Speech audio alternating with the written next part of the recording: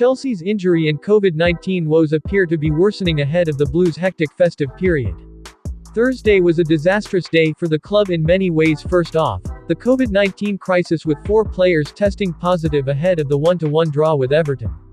On top of this, the key players missing due to the Omicron outbreak that has hit many other Premier League sides affected the outcome of what was a must-win game against Rafa Benitez, strugglers. Mason Mount had opened the scoring on the night, but 4 minutes later, defensive lapses at the back from an Anthony Gordon set-piece resulted in Jared. With Liverpool and Man City both winning, Chelsea's title challenge is now hanging in the balance with gameweek 18 fast approaching during this congested schedule. The next assignment is a clash with Wolves at Molineux on Sunday afternoon, and Tuchel will be hoping that his side can respond from this latest setback. With that being said, football. London takes a look at the latest team news coming out of Stamford Bridge ahead of the game.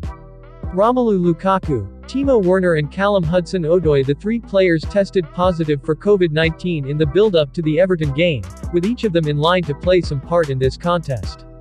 However, they were all forced to watch on from home after they returned positive COVID tests, which saw a makeshift attack fielded against the Toffees.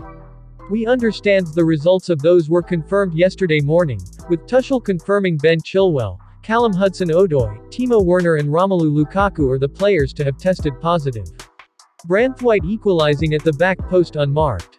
Kai Havertz was also absent from the Everton matchday squad due to an illness which is still unknown as to whether it was due to COVID-19 or not. What Tuchel has said: Kai feels unwell, he's not positive yet, but we're waiting for test results and we decided to not bring him to the squad. We did some extra tests at 12 o'clock today to make sure who would arrive at lunch. From there we had to pick the team. Would it be the same lineup? I don't know. The situation started yesterday with the players feeling unwell and not training. We had to confirm the flow tests and wait for the PCR results. The results are the results and the situation is the situation. We still have a strong squad and one we want to push forward, and that should be able to compete. Like always, we focus on the guys who are there. Hakim Ziyech and Ruben Loftus-Cheek, the aforementioned duo, suffered injury scares in the first half and second half against Everton. Loftus-Cheek was the first to suffer a worry after he landed awkwardly on his ankle after contesting a long ball with an Everton player in the 20th minute. Straight after half-time, it was the Moroccan who suffered a slight worry after sustaining an accidental ankle problem and a collision with Alex Iwobi.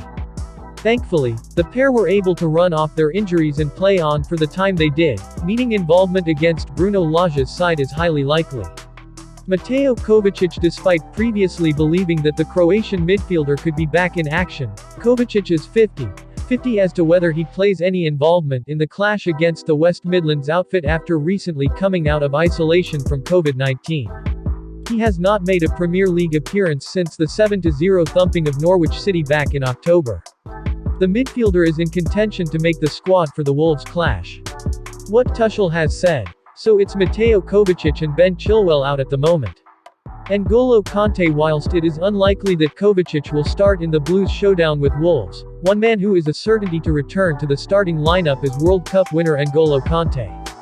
The Frenchman has missed the last 5 Premier League games after he was an unused substituted against Everton, but after the 1-1 draw, we could see the Frenchman now given his first start at the weekend after returning from injury.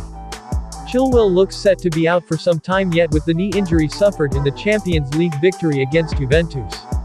The defender won't likely be seen until after the new year as he continues his recovery, albeit having returned to the grass over the past few days.